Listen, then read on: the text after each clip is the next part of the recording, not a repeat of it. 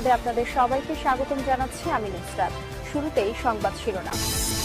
বাংলাদেশের সর্বশেষ গুরুত্বপূর্ণ আপডেট সংবাদে আপনাকে স্বাগত। শুরুতেই সংবাদ শিরোনাম, পরে বিস্তারিত।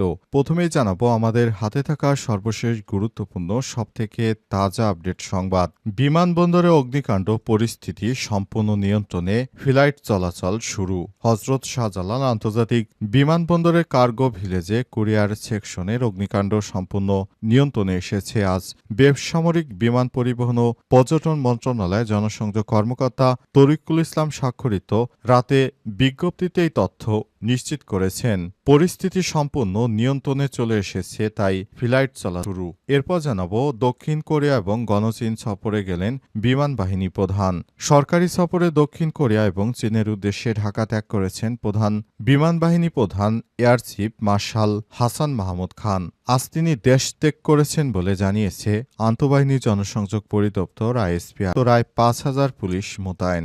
ঢাকার হজরত শাহজালাল আন্তর্জাতিক বিমানবন্দরে আগুনের ঘটনায় রাজধানীর উত্তরা এলাকায় কঠোর নিরাপত্তা ব্যবস্থা জোরদার করা হয়েছে। শুধুমাত্র কার্ডধারী ব্যক্তিদের প্রবেশের অনুমতি দেওয়া হচ্ছে, অন্য কেউ প্রবেশ করতে পারছেন না বলে জানিয়েছে ঢাকা মহানগর পুলিশ ডিএমপির উত্তরা বিভাগের উপকমিশনার ডিসি। জানাবো আওয়ামী লীগ নির্বাচনে অংশ নিতে পারবে কিনা জানালেন সিইসি। প্রধান নির্বাচন কমিশনার এএমএম নাসির উদ্দিন বলেছেন, রাজনৈতিক কর্মকাণ্ড নিষিদ্ধ, আওয়ামী লীগ নির্বাচনে অংশ নিতে পারবে না। তাছাড়া সরকারও বলছে যে তাদের বিচার সম্পন্ন না হওয়া পর্যন্ত নির্বাচনে দলটি অংশ নেওয়া। জানাবো চীনের জেটেন্সি যুদ্ধবিমান কেনার ঘোষণা দিল ইন্দোনেশিয়া। ইন্দোনেশিয়া চীনের তৈরি চেংদু জেটেন্সি যুদ্ধবিমান কিনবে বলে জানিয়েছে দেশটির প্রতিরক্ষামন্ত্রী।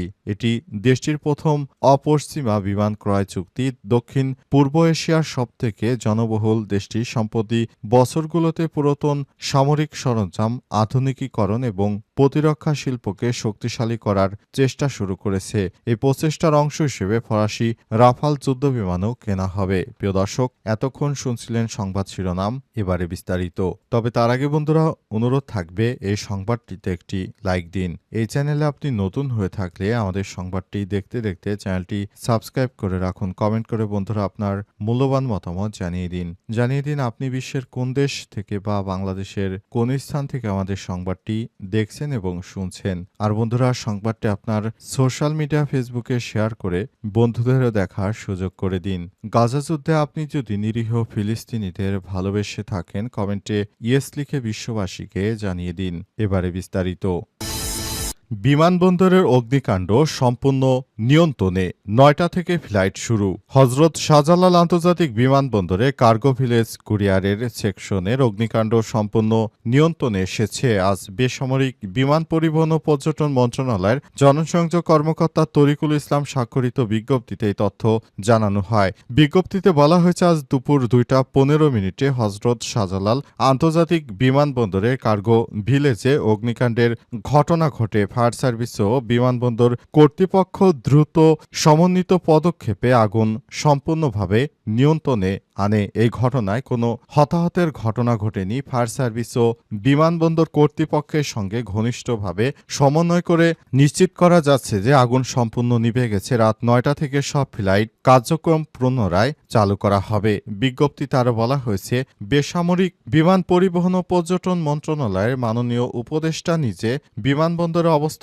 অবস্থান করে সমগ্র পরিস্থিতি নিবিড়ভাবে পর্যবেক্ষণ করছেন। মন্ত্রণালয়ের সংশ্লিষ্ট সব সংস্থার সঙ্গে ঘনিষ্ঠ সমন্বয় করে প্রয়োজনীয় সকল কার্যক্রম পরিচালিত করছে।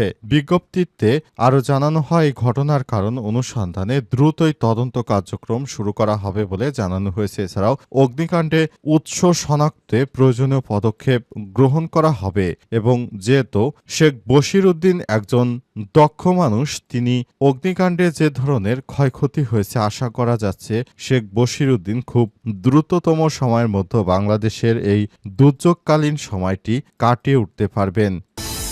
দক্ষিণ কোরিয়া এবং গণচীন সফরে গেলেন বিমান বাহিনী প্রধান।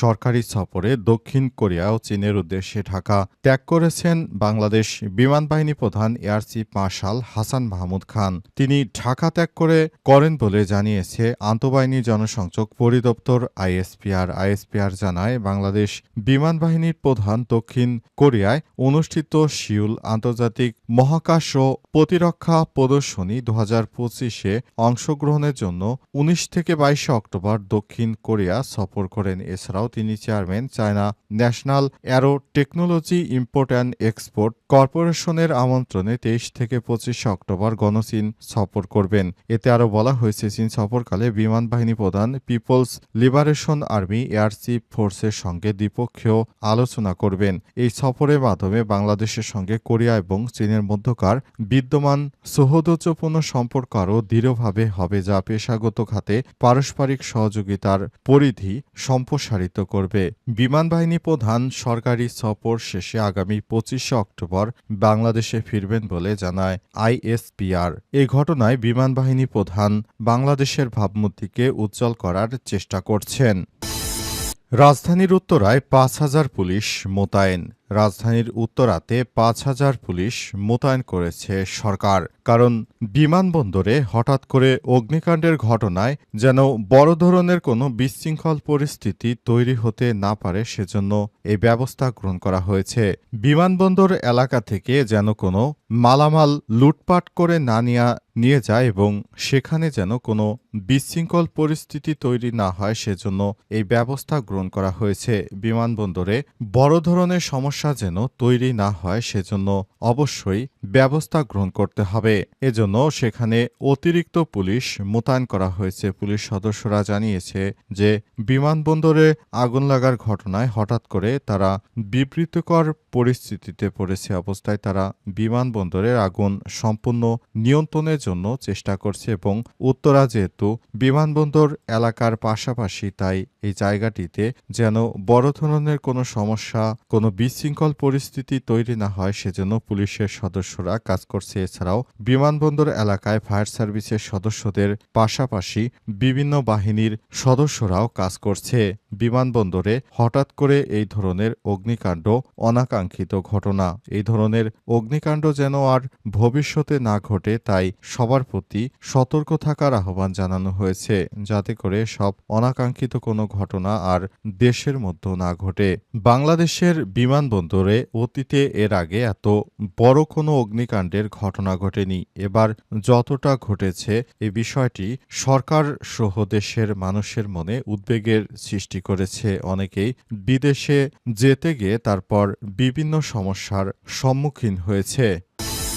আওয়ামী লীগ নির্বাচনে অংশ নিবে কিনা জানালো সিসি। প্রধান নির্বাচন কমিশনার এএমএম নাসিরউদ্দিন বলেছেন, রাজনৈতিক কর্মকাণ্ড নিষিদ্ধ আওয়ামী লীগ নির্বাচনে অংশ নিতে পারবে না। এছাড়াও সরকার আরও বলেছে যে তাদের বিচার সম্পন্ন না হওয়া পর্যন্ত আওয়ামী লীগের সমস্ত কার্যক্রম নিষিদ্ধ থাকবে।